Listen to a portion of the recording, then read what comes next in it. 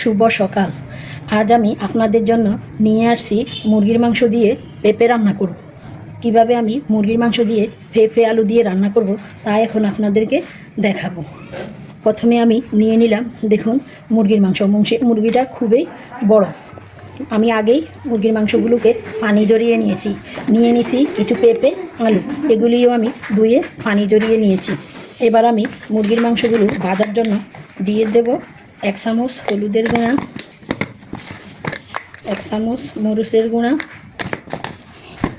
স্বাদ মতো লবণ। আসলে মুরগির মাংসের সাথে একটু ভাজার সাথে একটু মরিচের গুঁড়া দিলে ভাজাটা দেখতে খুব সুন্দর হয়। মাংসটা ভাজা খুবই সুন্দর লাগে। এবার আমি মাংসগুলোকে ভালোভাবে ভেজে নেব। মাংস ভাজার সাথে আমি দিয়ে দেব অল্প অল্প করে একটু আদা বাটা, একটু জিরা বাটা, একটু রসুন বাটা।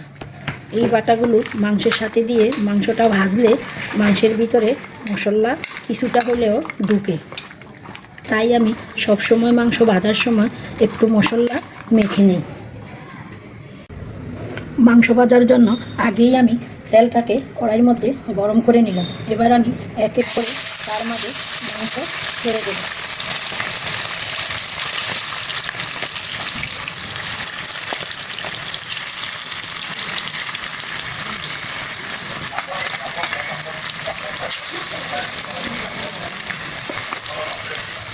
হয়ে গেল আমার মাংস ভাজা। দেখুন, মাংসকে আমি লাল করে ভেজে নিয়েছি। পেঁপে আলুগুলোকেও আমি মাংসের মতো ভেজে নেব। কয়েকটা লং, এলাচ,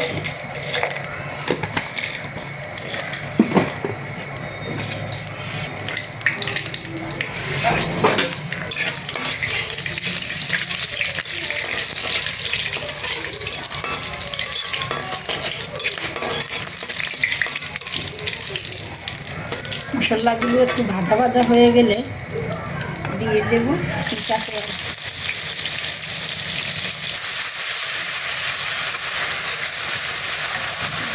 একটু পেঁয়াজ কুচি। পেঁয়াজগুলো ভাজা ভাজা হয়ে গেলে 1 চামচ আদা বাটা, 1 চামচ রসুন বাটা, 1 চামচ জিরা বাটা। এবার আমি মশলাগুলোকে ভালোভাবে কষিয়ে নেব।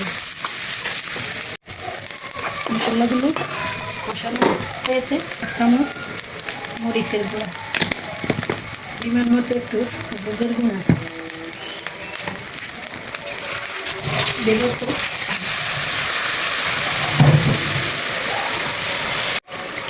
মশলাগুলো কষানো হয়ে গেলে দিয়ে দেব মুরগির মাংসগুলোকে।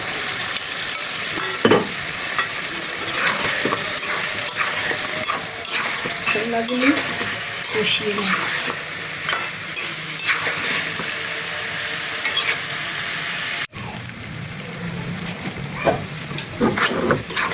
মাংসগুলো কষানো হয়ে গেলে দিয়ে দেব পরিমাণ মতো পানি দিয়ে দেব।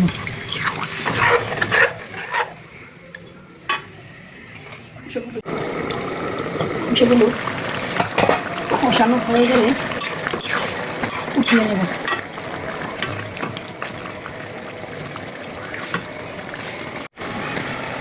ওই জলের মাঝেই আমি পেঁপেগুলো ছেড়ে দেব। বাদা বাদা কষানো পেঁপেগুলি দিয়ে দেব। এবার আমি পেঁপেগুলিকেও কষিয়ে নেব ভালো করে। এবার আমি পেঁপেগুলোকেও ভালোভাবে কষিয়ে নেব। এবার আমি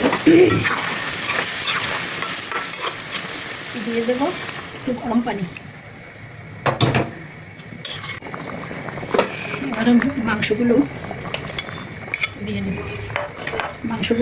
দিয়ে দেব।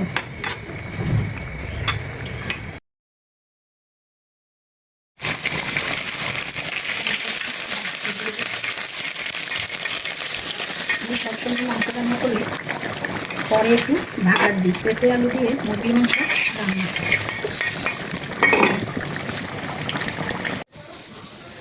হয়ে গেল আমার পেঁপে আলু দিয়ে মুরগির মাংস রান্না। আপনারাও চাইলে এভাবে রান্না করে খেতে পারেন।